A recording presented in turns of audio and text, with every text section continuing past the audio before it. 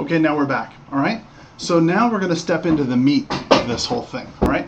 Now what we've been talking about, as you know, through Sell More Homes Now, all right, on the website we have at, on YouTube, obviously YouTube/Sell More Homes Now, I teach a lot of the things that we actually teach the regular agents at the company. But now I'm going to teach you some different stuff that I don't teach everybody else. And I only teach you because you actually are working with us, and you're on the team, and so I want you to have an advantage when you're going up against all the other Mike Ferry agents in town. The problem is that when you're up against Mike Ferry agents, a lot of them have variations of what they'll say. They'll have a lot of things that they've said in the past, or little quips or quotes or whatever, and it's hard for you to go ahead. There, much better. It's a lot harder for you, unless you have experience on the phone, to go ahead and compete with these agents because you just don't know what to say. All right, so here you are saying the same script as everybody else, on the same frequency, the same way, and there's really no difference for them to go ahead and choose to use you. So what I'm going to go through with you today is the actual scripts that we use, and we're going to go over some of the closes, and I'm going to deliver them for you so you know exactly how to use it. Now, I've given you a copy of this, so you should have one in front of you while we're reading this, okay? So the scenario is this: we're in front of a for sale by owner, we're talking to a for sale by owner on the phone, okay? All right, so ring, ring, they say hello, you say hi, I'm calling about the home for sale. Is it still available? All right, they're gonna say, well, yeah, it is. Okay, great, no problem. Well, my name is Carl, and I'm a local realtor. Now, right there, you do not have to state that you're from Realty Executives Tucson Elite. You can just simply say I'm a local realtor. That's the requirement, okay?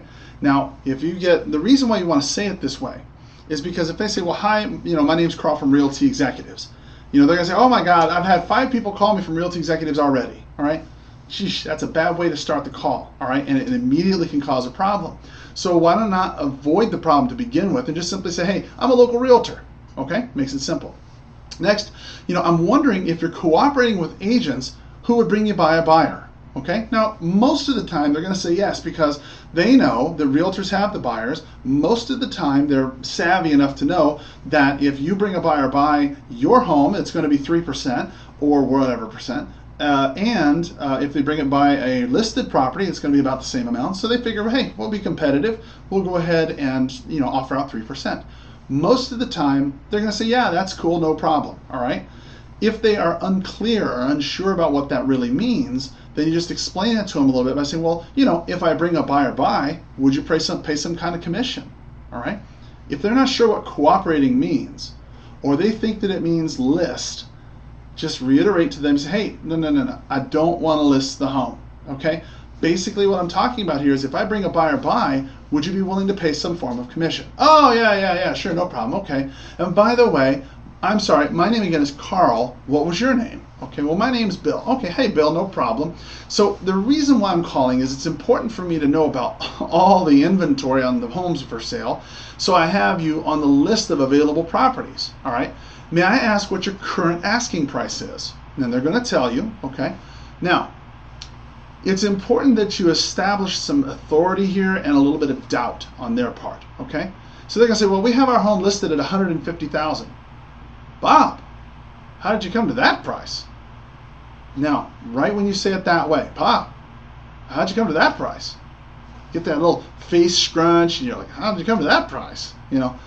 Right over the phone, that's going to convey to them some question about the price, and maybe they're way off base, okay?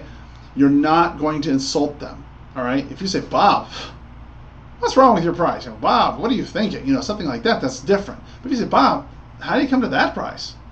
That immediately questions that, and that's going to help you a little bit later on down the line. Now, next, is there any wiggle room for negotiations, when working with a buyer?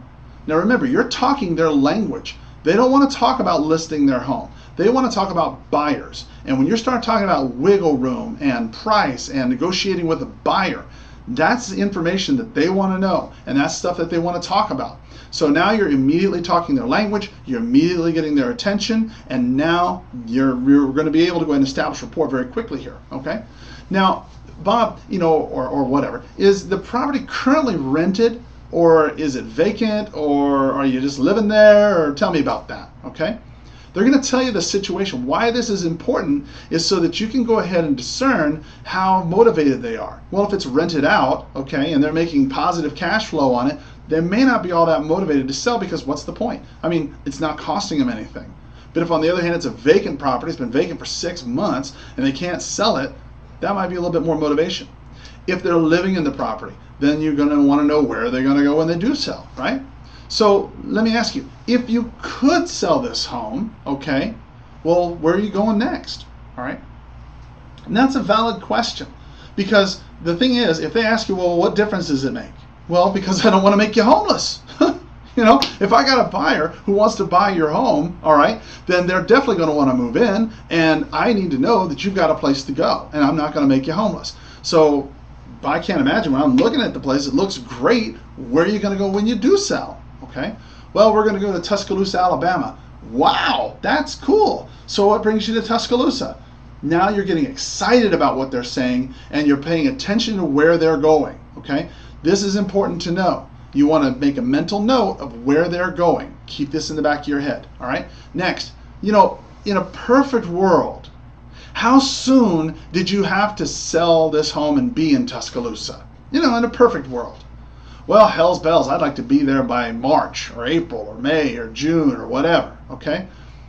The purpose of that question is to give you an idea of their motivation and their time frame. If they say, well, it doesn't matter if it ever sells, we're just throwing it out there to see what happens, that may not be somebody you want to go after. But if they're saying, well, look, my job transfer starts in June and I got to get going, I have no choices, I got to make this happen, okay? Now, so far, so good, right? So, Bob, what is the most important thing, okay? That's when you say, what's the most important thing about getting this property sold? Well, you know, we've got to get it sold within a certain time frame. Or we got to make a certain amount of money so we can afford to move. Or we got to make a certain amount of money so we can cover our mortgage. Or we got to do this to do that. What's the most important thing? You want to know that because you can focus in on this later and start hammering in on their motivation so you can really get them what they want, okay? Next, so what happens if you don't sell the property? See, most people, when they put their home on the market, they just assume that putting a sign in the yard, putting it on Craigslist, and whammo, bammo, the home is sold. And you and I both know that's not the reality of the market right now. But what you need to find out from them is, what is their game plan if it doesn't sell? Most people, you'll find, have not thought this through. In fact, they've probably thought to themselves, it's a natural conclusion that it will actually sell.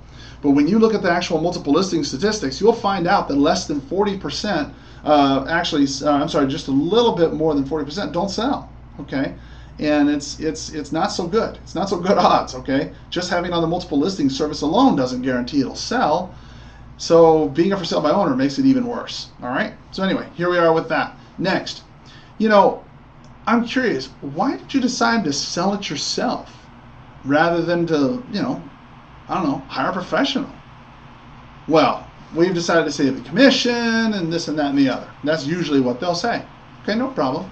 So, Bob, what have you heard about prospect agents here in Tucson? And they're going to be, what? Prospect agents? What are you talking about? We see an aggressive prospect agent like myself. Now you're getting where the Prospect Tucson comes in, right?